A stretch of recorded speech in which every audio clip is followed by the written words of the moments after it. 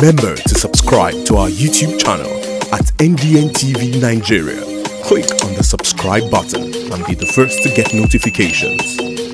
Residents of Otuokbote and Agbora in AKUGHA local government area of Bayelsa State are still counting their losses from a recent oil spill that occurred at a manifold belonging to Shell Petroleum Development Company SPDC.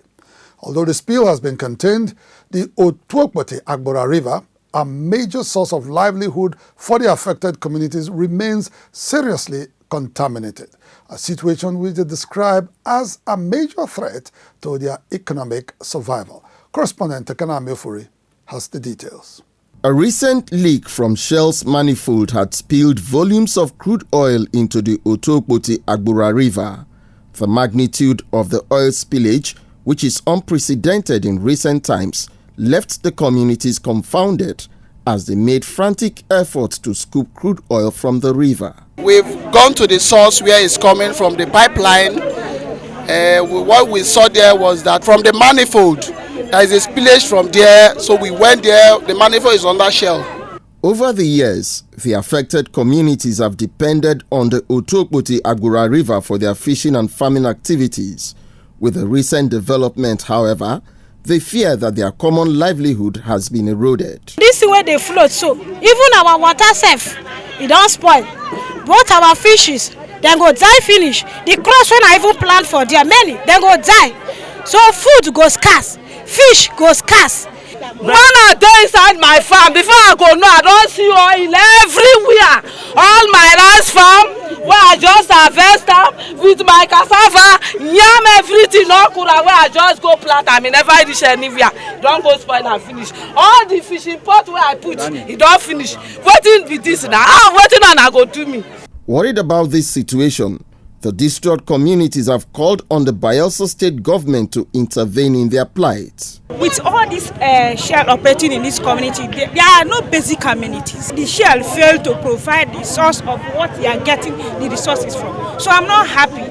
I'm calling on the government to come to the aid of Otuokbote and Agbora Ward 2. Day after day, millions of barrels are taken away from us. The only source of water to our people, we can't drink water anymore. We can't bathe anymore. This water is fresh water, not.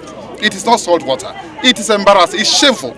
Because here in this community, there isn't a single potable water, either provided by government or by the multinational companies. There isn't a functional health center. And look at the people. You saw the kids and the women bathing water with flowing crude. And so the cancer is here. I said Shell has unleashed deaths on our people. Speaking through its media relations manager, Bamidele Odugbeson, Shell has confirmed the leak from its facility, which he said was reported by a community surveillance vendor of its joint venture pipeline along the River Non. While it is yet to disclose the actual cause of the incident, there are speculations that the leak might have occurred as a result of the company's obsolete facility. Their pipes were laid well over 50 years ago, and those pipes are under the ground. They have not been changed. No new technology has been added, and they are bursting and deflating like balloons, causing pollution everywhere in the Niger Delta and denying the people the rights to their environments, destroying their sources of livelihoods and making lives difficult for them. I have been advocating for real-time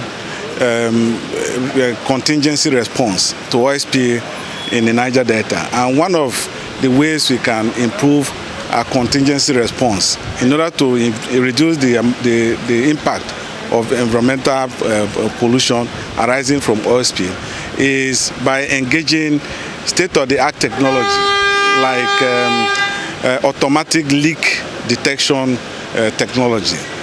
In recent years, several incidents of oil spillages in the Niger Delta have been linked to Shell. Only recently, in the month of January this year, a Dutch court in a landmark judgment found Shell guilty of destroying farmlands belonging to 4 farmers in the Niger Delta and ordered the energy giant to pay an undisclosed sum as compensation. The court also ordered Shell to install leak detection equipment in its facilities. With the recent oil spillages affecting 2 Ogbera communities in Bayelsa State, it is obvious that Shell is yet to comply with the directive and may have to face more litigations in the days ahead. Inside the Niger Delta,